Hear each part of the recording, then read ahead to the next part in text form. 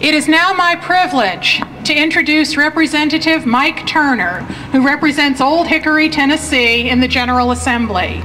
Mike was elected to the State House of Representatives in 2005 and currently chairs the Consumer Affairs Subcommittee, is Vice Chair of the Consumer and Employee Affairs Committee, and serves on several other committees and subcommittees, including Employee Affairs and Healthcare Facilities.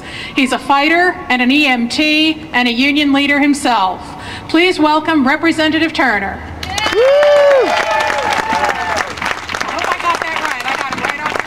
You got it almost right. I actually got elected in 2000, still 2005, but you did good. You did good on everything else. Thank you. When my friend Cameron Brooks called me and said, would you mind driving up here and making a speech on to some of our students and workers up here? And the last time I was here was about 2001. I did that, something like that, and I think it was about 10 people showed up, so I thought it might be similar today.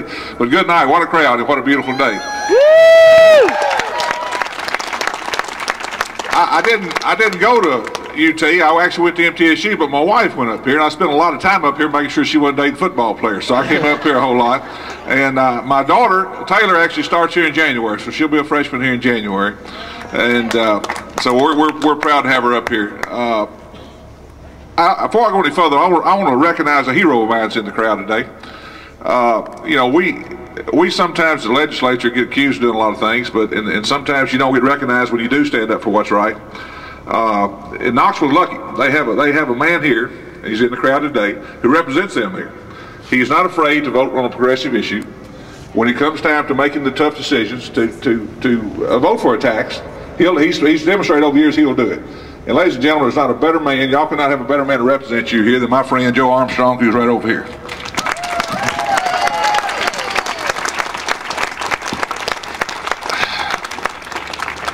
Well, I know I'm preaching to the crowd here a little bit. I've got some good news and some bad news, and I'll give you the bad news first. The bad news is the country's in bad shape.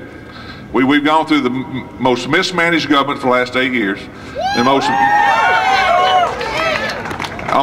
coupled with that is the most greediest generation of CEOs in this country has ever seen, and they have bankrupted this country. We are $10 trillion in debt.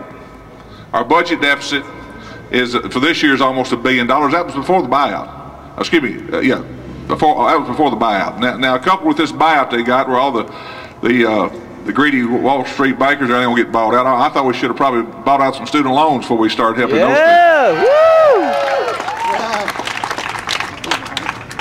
people. Woo! This economy and these CEOs have offshored jobs. Data processing, IT work has been sent to India. Factories been moved to Mexico and other countries. And that's what they're trying to do, is get ready to start trying to do you guys here. Stop that. Now the good news is Tennessee, we really do run a pretty tight budget. We don't have a lot of debt. Tennessee has no debt as far as state debt. So we should be able to weather this storm better than most people. Tennessee should come out of this quicker, and we should start the recovery quicker, because we are in a downtime. We have to realize that.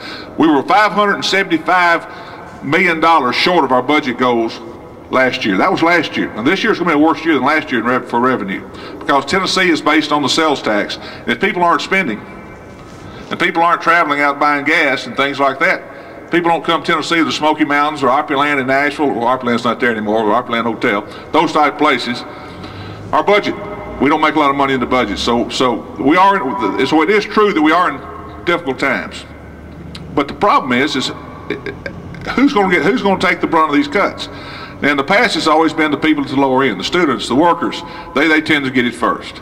Now, I was told a few minutes ago that President Peterson's got 30 vice presidents, I think.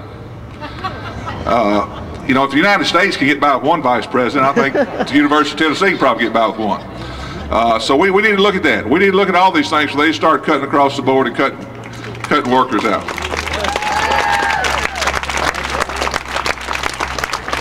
What we're going to have to do, we're going to have to look hard at some of the exemptions that was mentioned earlier. If we're going to get some relief, that's where the relief's going to be. We're going to have to take a hard look at that, and hopefully we can save some jobs. Before we cut the single worker off this payroll up here, we should take a hard look at those exemptions and try to change some of them before we do any of that.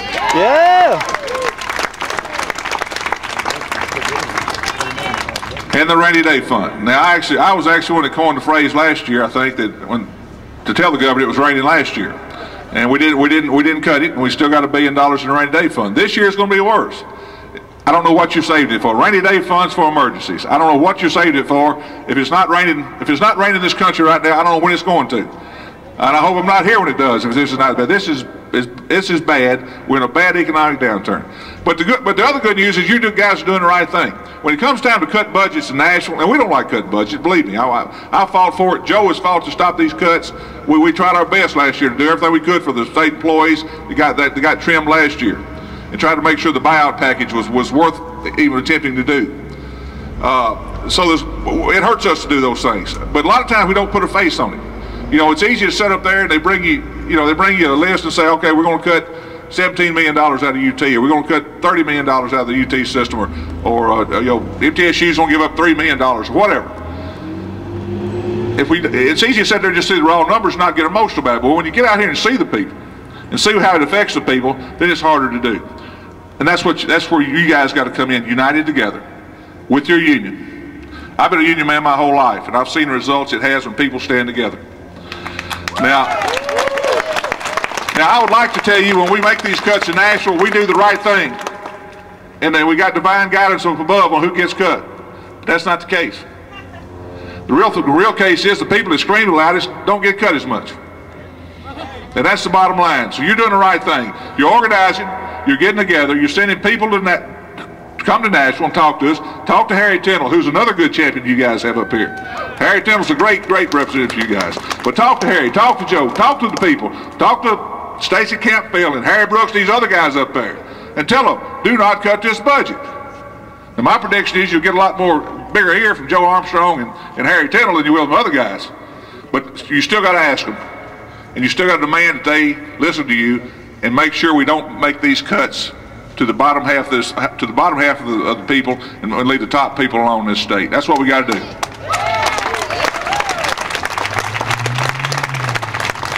There are going to be some cuts. I don't know what exactly we got UT proposed for last year, but we need to take a good hard look at everything we got up here. I heard somebody say there's a lot of money thrown around. 30 vice presidents. Good night, people. That's ridiculous. We don't need 30 vice presidents. Before we lay one maintenance worker off, we'll lay a vice president off. Yeah. But thank you. I want you to know that we will fight hard to try to make sure that the employees are protected. My fellow colleagues in the Democratic caucus, the working people are a priority. When Andrew Jackson started the Democratic Party years ago, the working people is what he had in mind. And hopefully, we've got away from that a few times over the years, but we try to stick to that goal. That's what we're going to try to do to make sure that we take care of the people first. And before any cuts are done, we fight as hard for the people as we can. Thank you very much for inviting me up here. If you need me to come back, I'll be glad to come back. I'll be glad to sit down and talk to Mr. Peterson. I'm glad he came today.